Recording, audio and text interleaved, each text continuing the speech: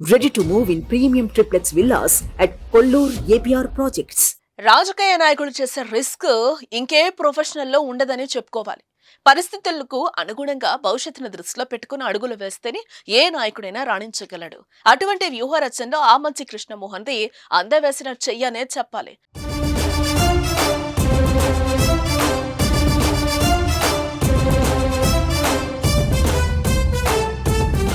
చీరాల వైసీపీలో ఇద్దరు నాయకులకు చోటు దక్కలేదు. దీంతో ఆమంచిని పర్సూరికి పంపింది అధిష్టానం. అక్కడ ఎంత చేసినా ఏం చేసినా టీడీపీ సిట్టింగ్ ఎమ్మెల్యే ఏలూరి సాంబశివరావును ఢీకొని గెలవడం సాధ్యం కాదని గ్రహించిన ఆమంచి అక్కడి నుంచి బ్యాక్ టు చీరాల వచ్చేశారు. అయితే చీరాల సీట్ ని సిట్టింగ్ ఎమ్మెల్యే కరణం బలరాం కొడుకు వెంకటేష్ కి ఇచ్చారు. దీంతో ఆమంచి చేతులు ముడుచుకొని కూర్చోలేదు. గతంలోనే అంటే 2014లో చీరాల నుంచి ఇండిపెండెంట్ గా పోటీ చేసి గెలిచిన చరిత్ర ఉంది ఆయనకు.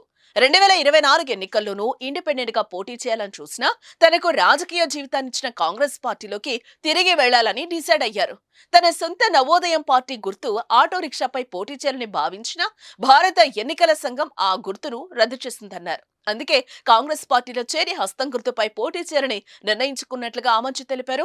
చీరాలలో ఇసుక మాఫియా, గ్రానైట్ మాఫియాకు పాల్పడి పోలీసుల అండదండలతో నియోజకవర్గంలో బీభత్సం సృష్టించింది కరణం కుటుంబమేనని ఆరోపణలు చేశారు. కరణం కుటుంబాన్ని ఓడించే అవకాశం కోసం ప్రజలు ఆసక్తిగా ఎదురుచూస్తున్నారని అన్నారు. చెప్పినట్లుగానే కాంగ్రెస్ ఏపీ చీఫ్ షర్మిలను కృష్ణమోహన్ కలిశారు. త్వరలోనే చీరాలలో బహిరంగ సభ ఏర్పాటు చేసి కాంగ్రెస్ కండువా కప్పుకోబోతున్నారు.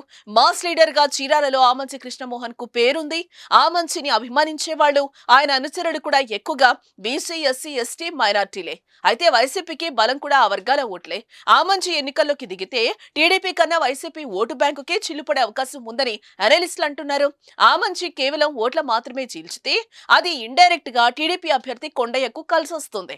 కూటమి ఎఫెక్ట్ కూడా ఉండటంతో చీరాల్లో టీడీపీ జెండా ఎగరడానికి స్కోప్ అయితే ఉంది. అలా కాకుండా లోకల్ సెంటిమెంట్ వర్కౌట్ అయితే చీరాల ప్రజల ఆమంచిని గెలిపించే ఛాన్స్ ఉంది. నిన్న మొన్నటి వరకు చీరాల్లో వైసీపీ అభ్యర్థి కరణం వెంకటేషే ఫేవరెట్. మాక్సిమం వెంకటేష్ గెలుపు ఖాయమని అంతా అంటున్నారు.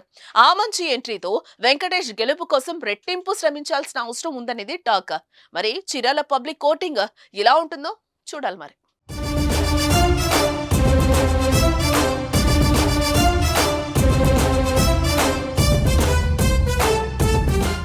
సుమన్ టీవీలో మీ పర్సనల్ అండ్ బిజినెస్ ప్రమోషన్స్ కోసం కింది నెంబర్కి కాంటాక్ట్ చేయండి.